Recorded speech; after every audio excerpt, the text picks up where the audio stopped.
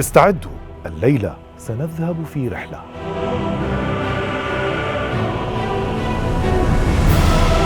أو إذا صح القول سنسافر عبر الزمن. تخيلوا أن تسافروا على متن طائرة اليوم وتهبطوا بخير، ولكن بعد 37 سنة. ما القصة؟ رحلة غريبة كلنا سمعنا بها، ولطالما اعتقدنا أنها من وحي صناع أفلام الخيال العلمي، ولكن ما سيصدمكم هو الحقيقة التي انبثقت منها. الرحلة 914. أصدقائي المتابعين، حلقتنا اليوم حول رحلة طائرة، رحلة غريبة وعجيبة، وربما تكون أطول رحلة في تاريخ الطيران الحديث. رحلة على متن طائرة انطلقت قاصدة وجهة لتهبط في وجهة مغايرة تماما. وليس هذا الأغرب، فالطائرة هبطت بعد 37 عاما. كيف؟ وهل هذه قصة خيالية أم ماذا؟ لنرى، ولنسافر اليوم على متن الرحلة 914. قبل البدء في الحلقة أصدقائي، لا تنسوا أن تشتركوا في قناتي الرسمية وتفعلوا جرس التنبيه، كما أنني أشارك في شرح هذا الفيديو روابط حساباتي الشخصية على إنستغرام وفيسبوك لمن أراد متابعتي والتواصل معي لطرح أي معلومة أو تعليق. الرحلة 914 هي رحلة مدنية داخلية على متن طائرة من نوع بان AM، وهي إحدى أبرز أنواع الطائرات التي قدمت خدمات السفر في تلك الفترة، تحمل اسم بان AM فلايت 914. هذه الرحلة أقلعت من مطار نيويورك في 2 يوليو عام 1955 قاصدة ميامي، وعلى متنها 57 راكبا بالإضافة إلى طاقم الطائرة الأربعة. الوضع كان على ما يرام، فالطائرة سليمة من أي أعطال والطقس صاف ولا شيء يوحي بتعكر الأجواء. أقلعت الطائرة من المدرج قاصدة وجهتها، وكان الركاب يترقبون ظهور أشجار النخيل ومياه البحر الصافية، ولكن حدث ما لم يكن في الحسبان. فقد مراقبو حركة الملاحة الجوية إشارة الطائرة، واختفت الطائرة نهائيا عن الرادارات. تم التواصل مع مطار ميامي للتأكد من وصول الطائرة إلى وجهتها، إلا أن الإجابة كانت النفي. فالطائرة حتى لم ترصد على رادارات أبراج المراقبة في مطار ميامي. الأغرب من هذا كله أنه لم تصدر عن الطائرة أي نداءات استغاثة أو حتى إبلاغ عن أي مشكلة تقنية، فقد فقد الاتصال فجأة واختفت الطائرة دون أثر. بدأت عمليات البحث والإنقاذ على طول الخط الذي كان من المفترض أن تقطعه الطائرة، إلا أنه لم يظهر أي أثر لا للطائرة أو حطامها ولا حتى جثة لأحد من ركاب الطائرة. اتسعت رقعة البحث وزادت التساؤلات: أين حطام الطائرة؟ وأين الجثث 61 في حال كانت الطائرة قد تعرضت للسقوط والتحطم؟ لا جواب.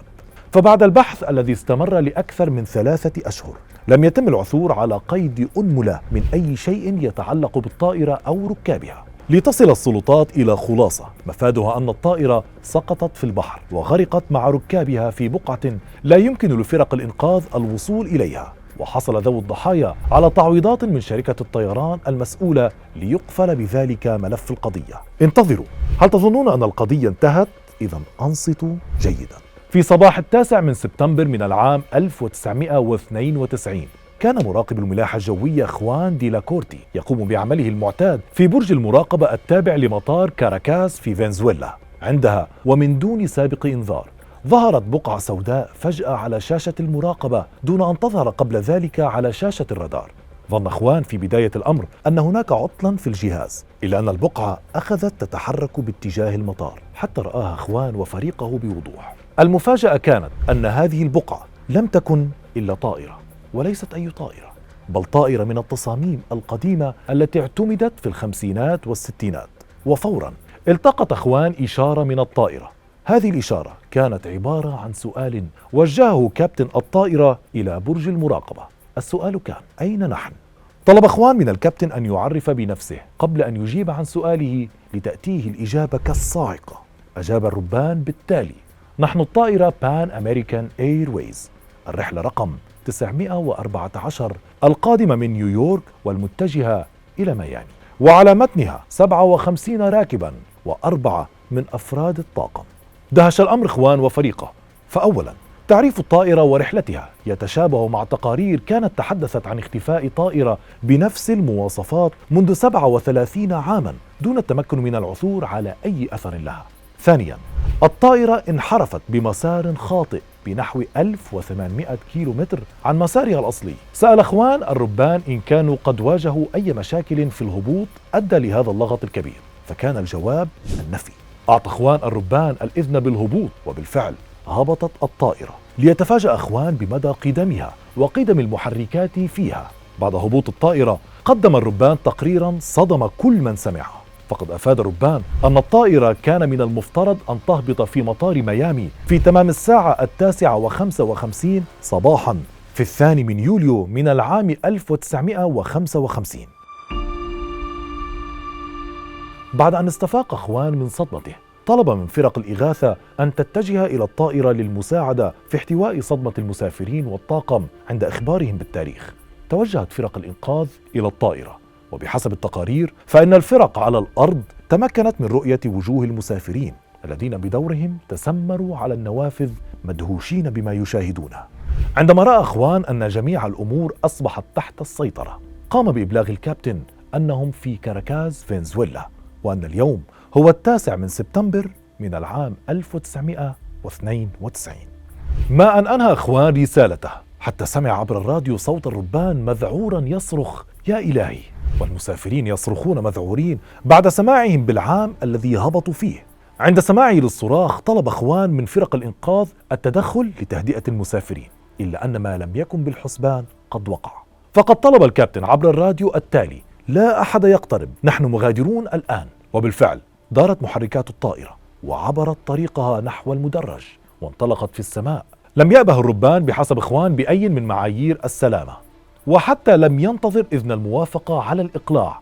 والأغرب من هذا أن الطائرة لم تظهر نهائيا على أجهزة الرادارات في مطار كاراكاس. يتابع إخوان أن المطار أرسل فورا 3 طائرات لملاحقة الطائرة، ولكن اختفت الطائرة تماما في الغيوم من دون أن تترك أي أثر سوى تقويم سنوي يوضع في الجيب. بحسب الروايات قام كابتن الطائرة برميه قبل الإقلاع. فهل لكم أن تخمنوا أصدقائي لأي عام يعود هذا التقويم؟ نعم، إلى العام 1955. مرعب. إذا أقلعت الطائرة من جديد واختفت من جديد. هل تظنون أن القصة انتهت؟ من جديد أنتم مخطئون، فبحسب الروايات والمقالات التي وردت في أكثر من موقع، فقد وصلت الطائرة إلى ميامي بحسب ما كان مخططا لها قبل 37 عاما، وسط دهشة كل العاملين بالمطار. بعد الأسئلة والتحقيقات لم يكن بمقدور السلطات سوى أن تسمح للمسافرين بالعودة إلى بيوتهم ولقاء ذويهم. المفاجأة أن الركاب كانوا بنفس السن والشكل الذي سافروا فيه قبل 37 سنة دون أن يكبروا سنة واحدة.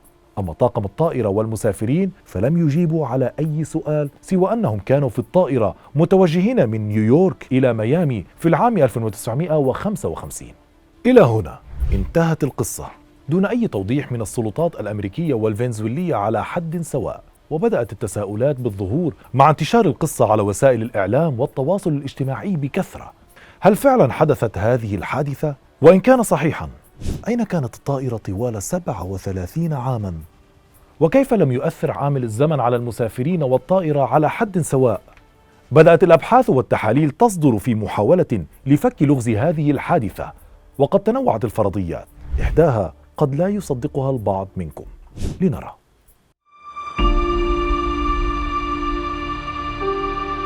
أولى هذه النظريات، والتي عادة ما ترافق حوادث من هذا النوع، هي نظرية السفر عبر الزمن.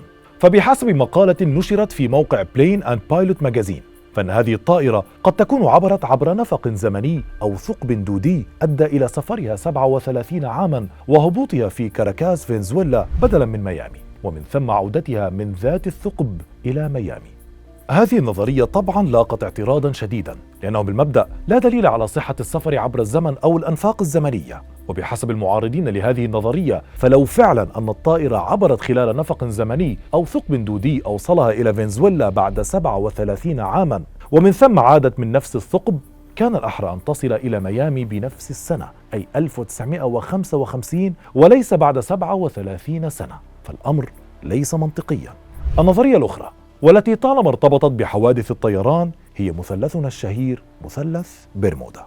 هذه النظرية بحسب موقع ترانزيت ليت طرحت بقوة لتفسير ما حدث، فبحسب الموقع أن الطائرة عبرت فوق مثلث برمودا وتعرضت لشيء ما غير مفهوم هناك أدى لقطعها هذه المسافة الزمنية والمكانية بهذه الطريقة. بالطبع لم تتعرض الطائرة لأي أذى، في حين أن أغلب حوادث برمودا انتهت بدمار الطائرات أو السفن إما بشكل كلي أو جزئي واختفائها تماما دون عودة.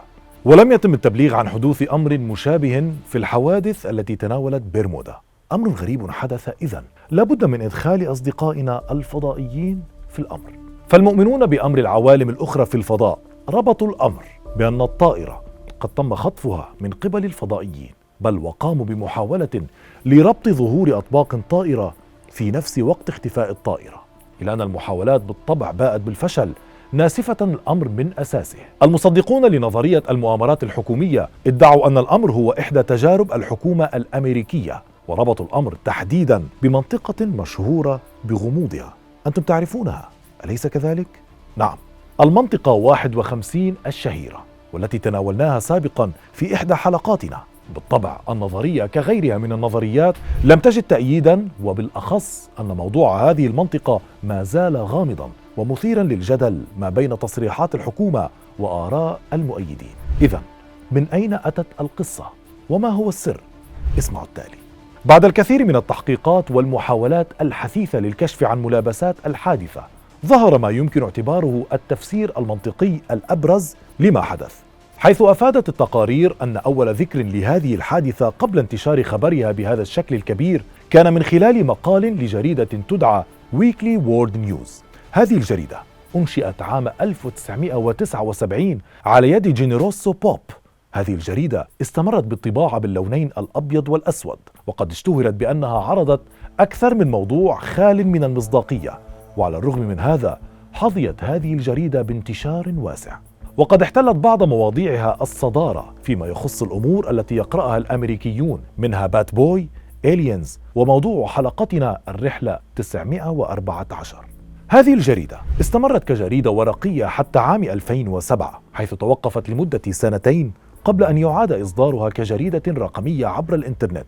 المواقع الإلكترونية التي تعنى بإظهار الحقائق المزيفة والقصص الملفقة على مثال فاكت تشيك وتيلر ريبورت وسنوبس قامت بالتحريات اللازمة وعادت بالتحليل التالي. جذور القصة تعود إلى العام 1985 في مقال نشر في جريدة ويكلي وورد نيوز تحدث عن حادثة الرحلة 914. هذا المقال كتبه كاتب مغمور يدعى إيدي كلونتز، والذي تولى تحرير الجريدة إلى العام 2001. ثم أعادت الجريدة نشر القصة مرتين، عام 93 وعام 99. عدة أمور أكدت للمحققين أن القصة قد تكون ملفقة. أولها أن الجريدة في كل مرة تعيد نشر القصة تغير التاريخ الذي حطت فيه الطائرة في مطار كاراكاس، فتارة يكون في العام 85 ثم ينتقل إلى العام 90 ليستقر بعدها إلى العام 92، ليأتي بعدها دور الصور التي استخدمت للطائرة، حيث أنه أيضا هذه الصور ليست لطائرة من نوع بان اي ام، بل هي لطائرة من نوع DC-4 استخدمت حوالي العام 35.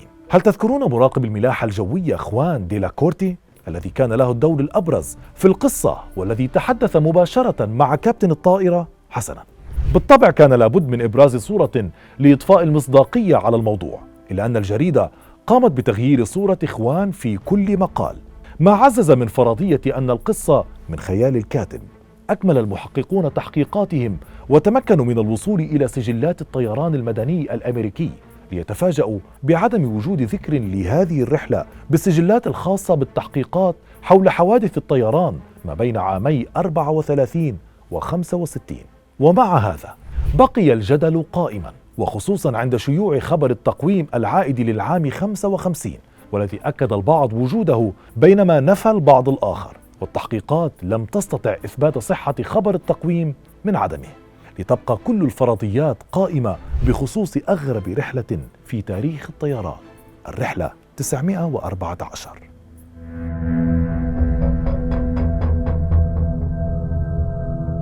إذن أصدقائي، هذه كل المعلومات حول الرحلة الغريبة التي سمعتم بها وطلبتم مني النظر في أمرها. فمن الرحلة التي استغرقت 37 سنة لتصل إلى محطتها الأخيرة، إلى الأمور الغريبة التي حصلت، مرورا بمختلف النظريات التي حاولت تفسير ما حدث للطائرة، تبقى الأسئلة قائمة. هل حصلت الرحلة 914 فعلا؟